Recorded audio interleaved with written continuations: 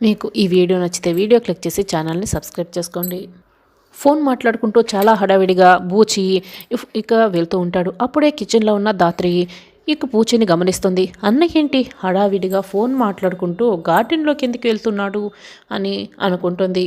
అప్పుడే ఇక కేడి పైనుంచి బూచి మాట్లాడుతున్న మాటలన్నీ వింటూ ఉంటాడు.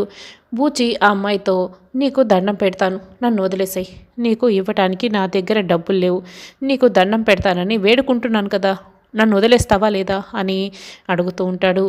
చూడు, నీ దగ్గర నాకు డబ్బులు ఇవ్వటానికి పైసా కూడా లేకపోతే ఇక నువ్వు నాతో ఉండి ఏం లాభం, నీతో నాకు ఎలాంటి ఉపయోగం లేదు, కాబట్టి నిన్ను వీడియోని ఒకేసారి నేను ప్రపంచంలోకి వదిలేస్తాను.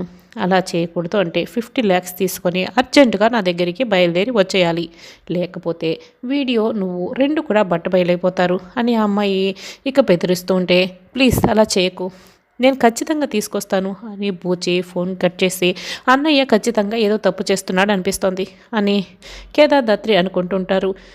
ఇక సుధాకర్ బ్యాగ్లో 50 లక్షల డబ్బు పెట్టుకొని ఈ డబ్బు బ్యాంకులో డిపాజిట్ చేయాలి అని చెప్తూ ఉంటాడు. మామయ్య గారు, నేనున్నాను కదా, నేను వెళ్ళి బ్యాంకులో డిపాజిట్ చేస్తాను అని చెప్తూ ఉంటారు.